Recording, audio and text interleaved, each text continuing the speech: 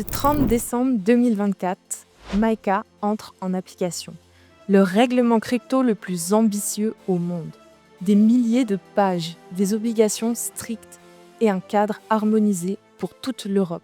On respire, c'est fait, on sait enfin comment ça va marcher. Sauf que 6 mois plus tard, en juin 2025, l'Union européenne annonce qu'elle prépare déjà la suite. Elle ne prépare pas un MiCA 2 complet, mais des révisions ciblées, des ajouts législatifs et surtout une nouvelle vague réglementaire qui va arriver entre 2026 et 2027 si tout se passe bien. L'Europe a déjà identifié 3 gros trous dans MiCA et elle s'apprête désormais à les combler. Bonjour à tous, je suis Camille Dalponte, juriste en droit du numérique spécialisée sur les thématiques de l'IA et de la blockchain et on se retrouve aujourd'hui pour une nouvelle vidéo à l'IRA pour parler de ce qui arrivera après MiCA.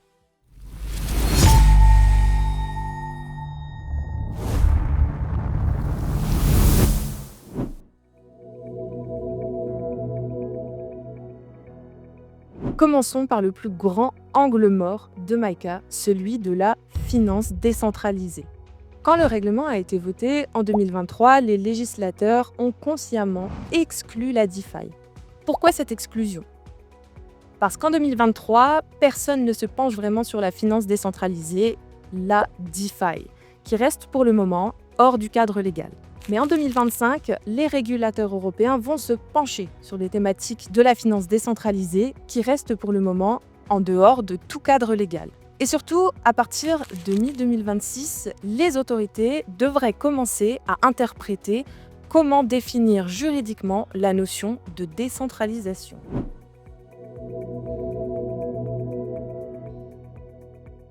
Un deuxième chantier européen a déjà été annoncé, celui de la refonte de règles anti-blanchiment.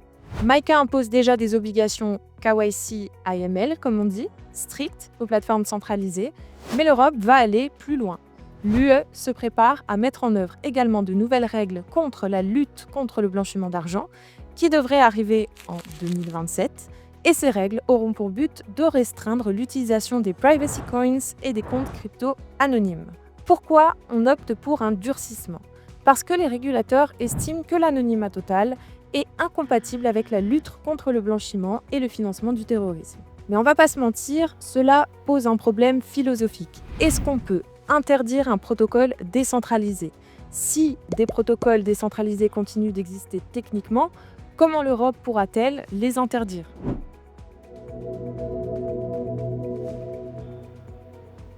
La troisième évolution majeure que l'on attend potentiellement, ce sera l'explosion des stablecoins en euros régulés. MiCA impose des règles strictes pour les stablecoins, des réserves à 100%, audit mensuel, agrément obligatoire, et ça change tout.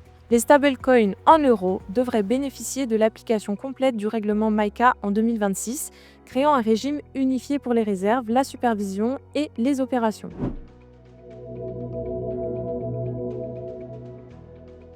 Mais avec ce durcissement de réglementation, on peut poser des questions qui fâchent et Bitcoin dans tout ça. Ça paraît assez fou, mais certains signaux inquiètent. Certains textes en discussion à Bruxelles laissent entendre que le Bitcoin, en tant qu'actif non émetteur, pourrait être exclu des exemptions de MiCA. Si ces usagers deviennent indétectables ou non traçables, ils pourraient être bannis. Pourquoi cette hypothèse ? Parce que Bitcoin techniquement permet des transactions pseudonymes. Et avec les nouvelles règles AML 2027, tout ce qui est pseudonyme devient suspect. Les régulateurs pourraient exiger que toutes les transactions Bitcoin passent par des plateformes régulées avec un KYC. Cela reviendrait à interdire l'usage direct de Bitcoin en peer-to-peer. Alors, est-ce que ça va arriver ? Probablement pas dans cette version extrême, mais la pression réglementaire va s'accentuer. Les transactions peer-to-peer non identifiées pourraient être très limitées. Les exchanges devront potentiellement signaler toute activité suspecte et les wallets non hébergés pourraient être soumis à des restrictions potentielles. Le Bitcoin en tant que tel ne sera peut-être pas interdit, mais son usage sera encadré et tellement encadré qu'il perdra une partie de sa promesse libertaire de décentralisation.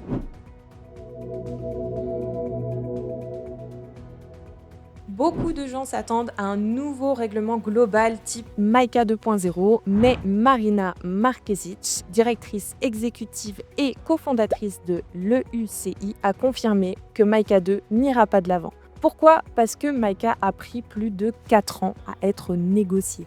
Les législateurs européens ne veulent pas recommencer un marathon législatif. Les législateurs européens vont avoir encore assez de travail avec la mise en œuvre finale de MICA qui devrait être révisée tous les 12 à 18 mois pour combler les éventuelles lacunes.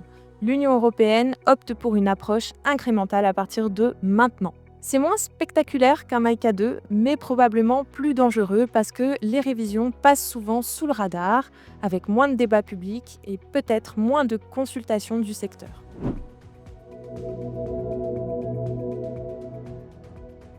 Comment doit-on imaginer la suite de MICA? On doit l'imaginer comme une consolidation réglementaire. C'est le scénario le plus probable.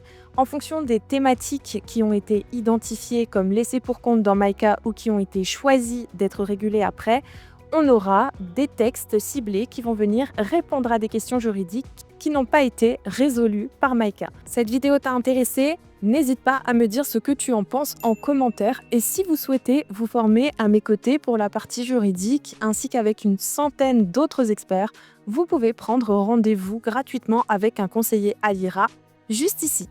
En plus, dans plus de 90% des cas, les formations sont 100% financées. Alors, abonne-toi pour découvrir Alira, la blockchain, l'IA ainsi que tous nos experts. On se retrouve bientôt pour une nouvelle vidéo.